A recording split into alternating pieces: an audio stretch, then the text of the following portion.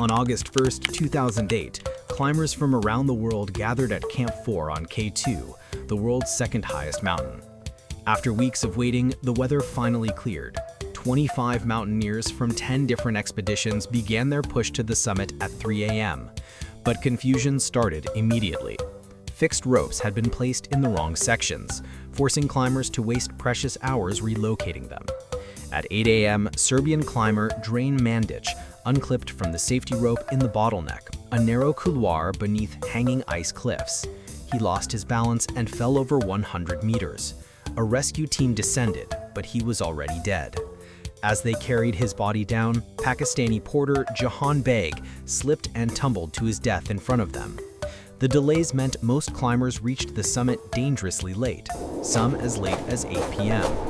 As they descended in darkness, a massive serac collapsed.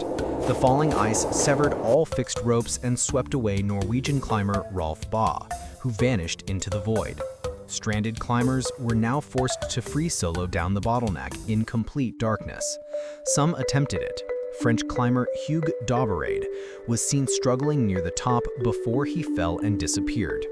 Italian Marco Confortola and Irishman Jure MacDonald bivouacked high on the mountain. The next morning, 3 Korean climbers and their Sherpa guide Jumik Botai were found tangled in ropes, hanging upside down. MacDonald and Confortola worked for hours trying to free them. MacDonald eventually freed 2 Koreans and Jumik Botai. But as the rescue party descended, another serac collapsed. All 4 men were swept off the mountain and killed instantly. By the time the storm cleared, 11 climbers were dead. It remains the deadliest single event in K2 history. The 1996 Everest Disaster. On May 10, 1996, 33 climbers from multiple expeditions began their summit push on Mount Everest. 2 commercial teams, Adventure Consultants led by Rob Hall and Mountain Madness led by Scott Fisher, made up most of the group. Delays began immediately when they discovered fixed ropes had not been set at the balcony.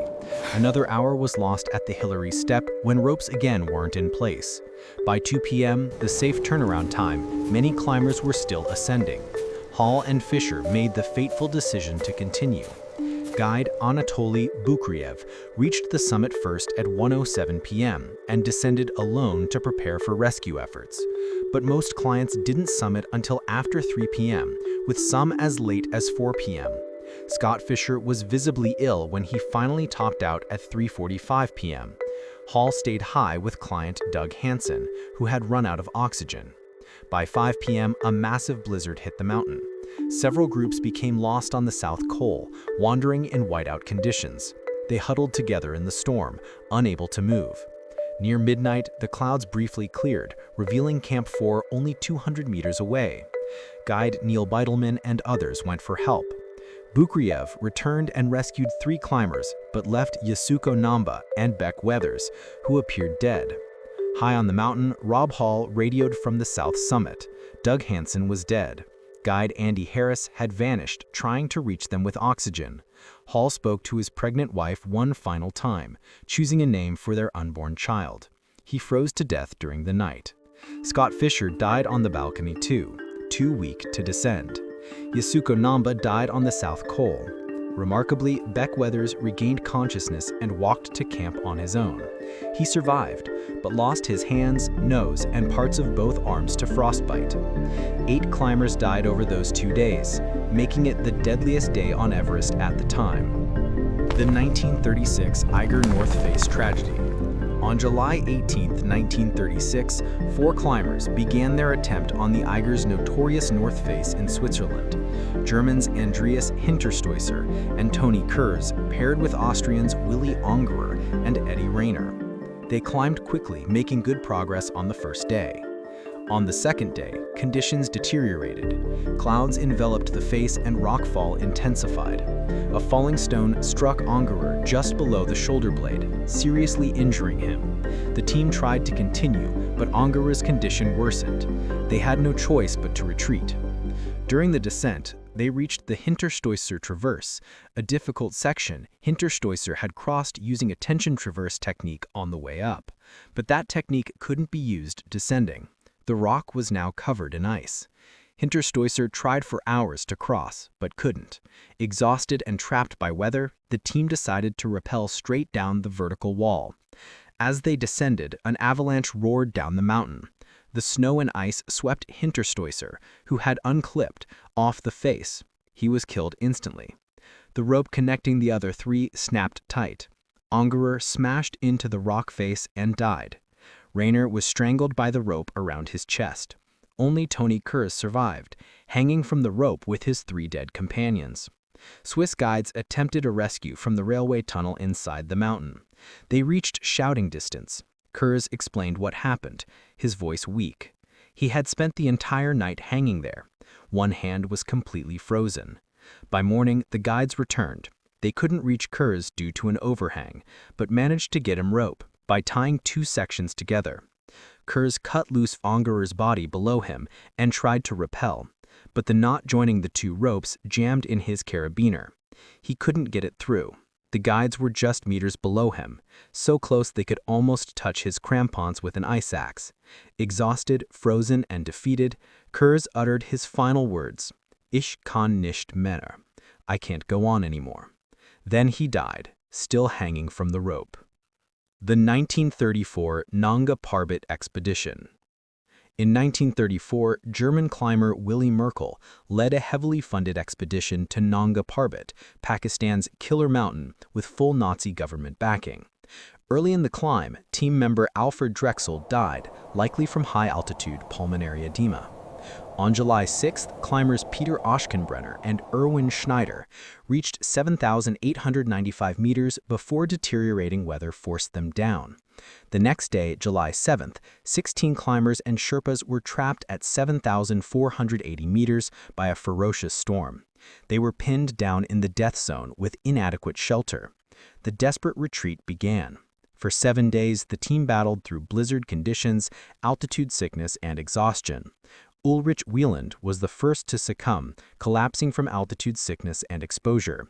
He died on the mountain. Willow Welsenbach, a famous German mountaineer, fell behind the group, too weak to continue. He was found dead in the snow. Expedition leader Willy Merkel himself grew weaker each day. He eventually collapsed and could no longer move.